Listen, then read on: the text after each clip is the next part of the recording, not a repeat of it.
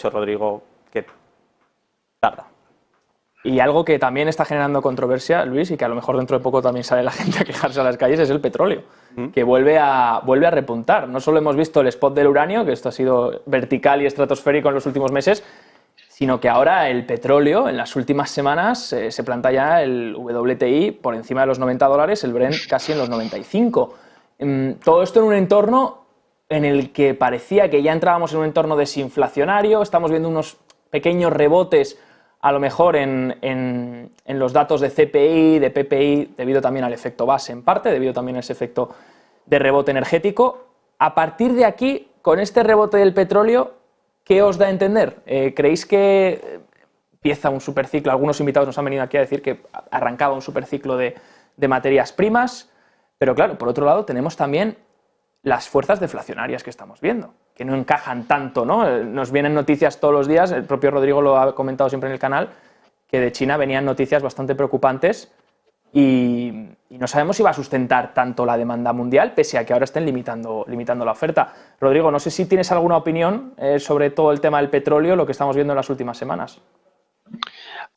Por recordar lo que hemos venido comentando aquí contigo, Javier, vimos como el petróleo tuvo dos subidas al 80, pero inmediatamente cayó al 65, subió a 80 y volvió a caer al 65 y luego ha pegado este nuevo rebote hasta los 90.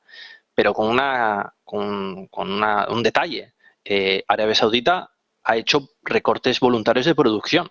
Entonces, ¿por qué Arabia Saudita está haciendo recortes de producción? Porque quiere precios más altos, lógico, porque para equilibrar sus finanzas públicas. Para mí, los precios altos del petróleo no van a ser inflacionarios, porque lo que va a producir es aún más destrucción de la demanda. Esto probablemente, que a mí me sorprende que la economía haya aguantado tanto tiempo, pero este petróleo a $90, con recortes de producción de la Arabia Saudita, no se van a sostener. Cuando se empieza a destruir demanda se va a volver a caer el precio del petróleo y entonces van a tener que incurrir en más recortes de producción. Las señales que lanza China desde hace tiempo ya pues son palpables, son directamente deflacionarias. China está difícil, está en una situación precaria. La industria europea también.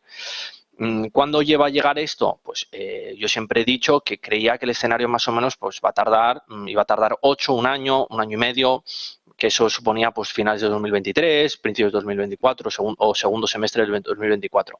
Vamos a ver eso y cuando ocurra todos estos problemas dentro del sistema financiero, yo no creo que vaya a haber un ciclo de las materias primas. ¿Por qué? Porque no va a haber crecimiento económico, no va a haber un gran nuevo ciclo de endeudamiento, por lo menos privado. Público, yo lo que espero es que va a haber un endeudamiento cada vez mayor público, pero eso no va a ser inflacionario. Más bien el sector privado, como ha pasado desde 2008, 2009, pues probablemente no tenga incentivos a endeudarse. Interesante perspectiva, Rodrigo, justo en un momento en el que vemos esos rebotes.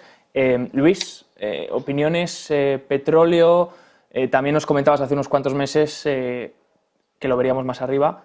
Jeff Currie, sorprendentemente, el otro día lo contaba, director de inversiones de materias primas en Goldman Sachs, lamentablemente dejó el puesto de materias primas en agosto de este año, justo en los $70 y pico aproximadamente, y ahora estaría contento si siguiese en Goldman. No sé si se ha ido para montárselo por su cuenta o realmente porque no termina de materializarse su objetivo. ¿Qué opinión te da todo este rebote que estamos viendo? Los recursos naturales al fin y al cabo son precios spot, que lo que lleva los headlines, ¿no? Al fin y al cabo es lo que ves en el día a día, pero realmente para tener un entendimiento de lo que sucede y hacia dónde van los tiros tienes que ver un poco el pasado y un poco la estructura de cada recurso natural, porque son diferentes, aunque se suelen llevar años de lag, pero suelen tirar al mismo tiempo por dinámicas de la economía. El precio del petróleo lo vimos, para que se hagan una idea, en abril de 2020, negativo, algo que no podía ser muy sustantivo. Hasta marzo de 2022, junio de 2022 es cuando hace el pico en 120, ¿no? Que es cuando todo sube. El bull market sigue.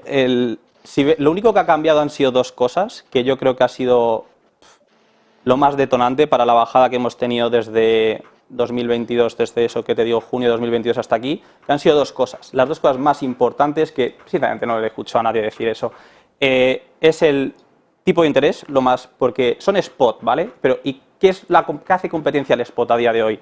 Tu cash, tu dinero al día de hoy. lo decían tus compañeros, ¿qué te están pagando ahora? ¿Un 4%? Pues compites contra un 4%, entonces es complicado. Y otra cosa es la reserva de Estados Unidos, ¿vale? Ha pasado desde esa fecha, el tope de 120 está en unos 650 millones de libras, a estar ahora en 320, es decir, se ha reducido a la mitad.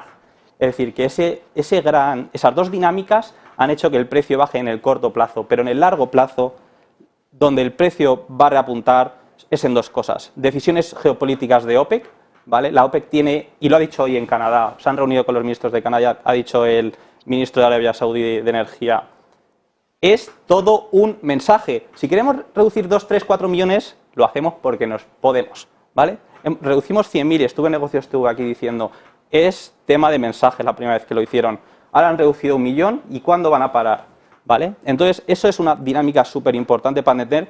Y otra es hemos estado en una década con precios tan bajos que no daba la matemática para los inversores para invertir. Entonces, no ha habido tanta inversión en esta última década. Entonces, si no inviertes hace 10 años, no tienes petróleo ahora. Y si no inviertes ahora y no has invertido hace 10 años, no vas a tener petróleo durante esta década, con una demanda que, si no hay una gran recesión, como todo el mundo dice, yo siempre he dicho que se puede imprimir dinero, lo único, tiene sus otras consecuencias, el precio va a seguir subiendo. Pero bueno, el precio del petróleo ya se hizo la gran fortuna en su día. Ahora mismo, donde hay que posicionarse es en el CAPEX de la industria del petróleo. Ahí es donde yo creo que por ahí van los tiros. Porque ahora parece ser que sí que podríamos ver inversión. Entiendo que de ahí la parte del CAPEX, ¿no? Ahora que ya se ve dinero por fin. Se está empezando a ver. La gente empieza a plantearse, oye, que a lo mejor el día de mañana no tenemos tanto petróleo. Vamos a empezar como debería hacerse con el uranio que ha comentado Rodrigo. Pero esto no es por parte de España, ni de Europa, ni mucho menos de Estados Unidos. Esto está viniendo desde Middle East, de empresas como ADNOC,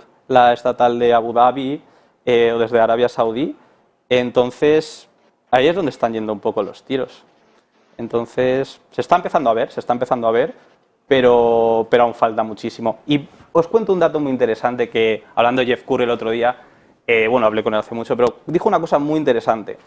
En los últimos 12 años, en 2010 hasta ahora, 2023, en estos últimos 12-13 años, se han invertido 3,5 trillones de dólares en energía solar eólica, cosas no combustible fósil, y ha pasado la consumición del 82% de la población que consumimos, 82% de nuestra energía es combustibles fósiles, al 81%. Es decir, hemos invertido tanto dinero en cosas que no es CAPEX de petróleo, gas natural, carbón, uranio, que vamos a pagar las consecuencias. Y la inflación pues es una de ellas. ¿Podríamos decir que hemos intentado transicionar a esa energía verde sin ni siquiera tener controlado el mix energético, sin ni siquiera poder asegurar la oferta energética real? Yo no sé quién pone las normas, pero yo lo que veo es que se ha hecho mal. Se ha hecho mal, ¿no? ¿Opinas lo mismo, Rodrigo? Bueno, el despropósito en el sistema eléctrico. El sistema eléctrico es tremendamente complejo y lo tiene que llevar ingenieros y lo tiene que llevar empresas. Lo que pasa es que han querido hacer pues política con la energía para hacer su nuevo proyecto verde, porque, no sé, hay gente que parecía que le gustaba. Pero vamos a ver grandes problemas, porque de hecho Alemania hay gente que dice que va a sufrir apagones, porque después de haber dedicado de memoria creo que 1 billón o medio billón de euros en energía solar y eólica, pues tiene uno de los mixes de eléctricos más contaminantes de Europa y además de los más caros. Han hecho un suicidio pues económico, y vamos a sufrir las consecuencias de todas esas malas decisiones que se han tomado durante los últimos 10, 15 años. En vez de haber pues invertido más en energía nuclear y haber hecho un mix pues más razonable con renovables o algo de renovables, pero nuclear fundamentalmente, pues ha querido hacer una transición que no es posible. Porque cualquier persona, de hecho, esto salió en un programa, en un estudio de una gestora de recursos, que era, vamos a calcular qué cantidad de recursos, de cobre, de acero, de metales, de tierras raras necesitamos para hacer la transición energética. A eólica, todo, 100%. No existían recursos en el mundo. De hecho, no han sacado la calculadora para hacer nada. Simplemente sonaba bonito y empezaron a venderlo. Pero es una situación que todo el mundo vamos a sufrir, y vamos a sufrir pues problemas en el sistema energético y precios más altos. Por último,